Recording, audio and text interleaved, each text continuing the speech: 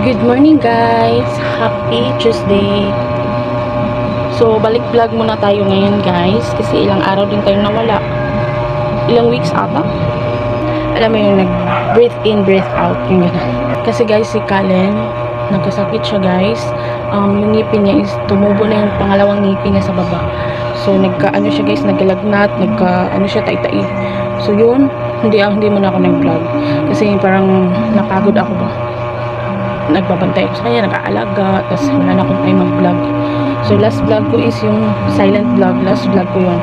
Nag-try ako ng guys, ng vlog, pero hindi ko siya matapos-tapos talaga. So, dinilit ko na lang yun kasi hindi ko siya matapos.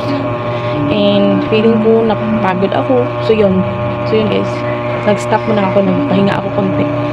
And, thank you sa mga nanonood sa aking vlog. And, yung vlog ko na silent vlog is umabot siya ng mahigit 500 views. So salamat sa mga nanonood, sa mga nag-subscribe kasi simula 0 tayo, so ngayon 25 subscriber na tayo guys. Hindi tayo namimilit dyan pero nagkaroon tayo ng 25 subscribers, diba? In 3 months ata. So ngayon bumalik ako para mag-vlog ulit. I'll try my best to do the rest. I'll try my best guys na mag-vlog ako ulit. So, yun pa rin yung routine natin. Nandito sa bahay, nag-aalaga ng bata at naglilinis, nagliligpit ng mga kalat kung ano-ano. So, yun yung mga vlog natin ulit. So, back to guys, nagkasakit si Kalen, nagkaroon siya ng lagnat, ng pagtatai guys. Buti, maayos na siya ngayon. Okay na siya ngayon guys. Binilan ko siya ng vitamins kasi parang pagka okay na niya guys is nagkaroon siya, nagkaano siya guys, yung medyo yung kulay ng balat niya is hindi normal. Hindi naman masyadong talaga. So, binilhan ko siya ng vitamins. Ito guys, ito. Nutrilin at saka yung isa guys. Kunin ko. Ito guys. Itong iron. Ferlin. At saka itong Nutrilin.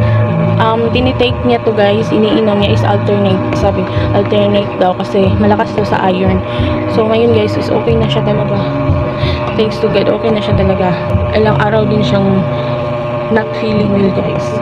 As in ngayon, salamat sa Panginoon, di ba? And okay na siya. So, maglinis na tayo ngayon guys. Isasama ko kayo. Maglinis tayo ngayon.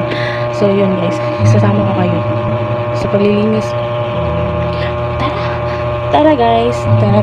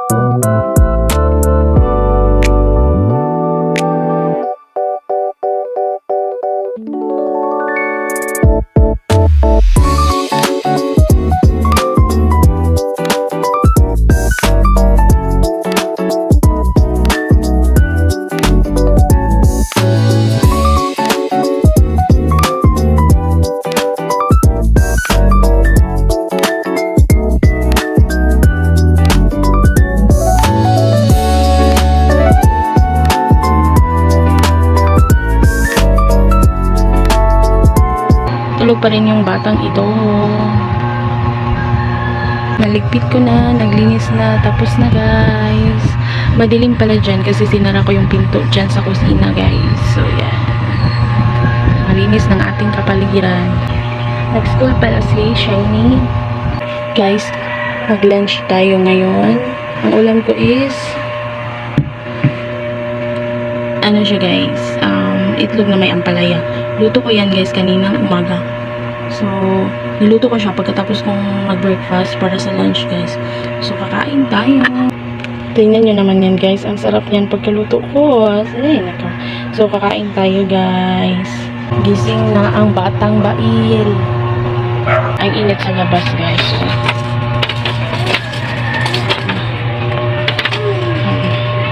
napakainit sa labas guys kasi galing ako sa labas and doon sana ako pupunta kaya lang walang tao, close yung store. So dito ako sa kabila pumunta, nagpa Gcash ako kasi inutusan ako ng kapatid ko. So nauhaw tayo guys, nauhaw tayo sa kakalakad, malapit lang naman siya, nilakad ko lang naman, tapos nagpayong ako kaya lang nauhaw ako guys.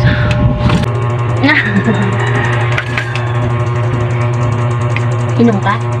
Ha? Inom? Ako si Mama tubig. Painumin ko muna siya guys. Oh, yun. Isa!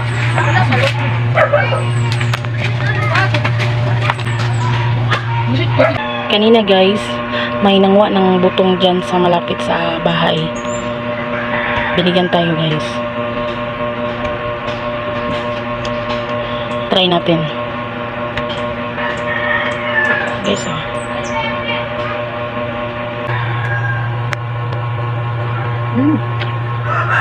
kaya siya. Nilagay ko siya dito guys para madali lang siya kainin. So, kain tayo. Ayan guys, so.